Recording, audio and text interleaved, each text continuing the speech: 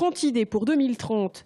C'est le nom de cette démarche participative que propose la ville de Tours dès aujourd'hui. Le principe est simple, chaque Tourangeau est invité à aller sur le site internet de la mairie et donner son avis sur le développement urbain de sa ville pour les années à venir. Rassemblé autour de 3 thèmes, rayonnement, attractivité et proximité, plusieurs orientations lui sont proposées. Ça passe par un choix d'habitat, ça passe par un choix de vie dans un quartier, avec des commerces, des équipements publics. Ça passe par des questions de mobilité pour pouvoir se déplacer. Car l'un des enjeux majeurs du plan local d'urbanisme pour Serge Babary est bien de maîtriser le développement urbain, notamment le nombre de constructions qui ne cesse d'augmenter.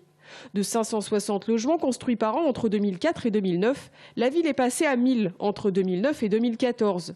Enfin, pour la seule année 2015, 1900 permis de construire ont été acceptés.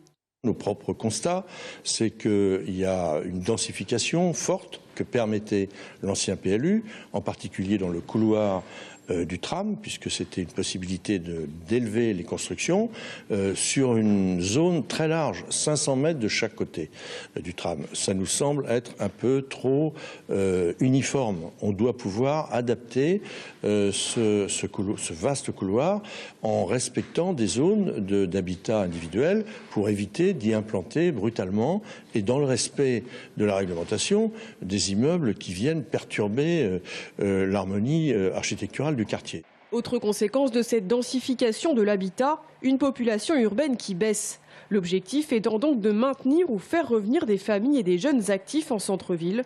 La révision du PLU devrait prendre au minimum 2 ans. Mise en œuvre prévue en juillet 2018, la ville s'engagera alors sur une dizaine d'années.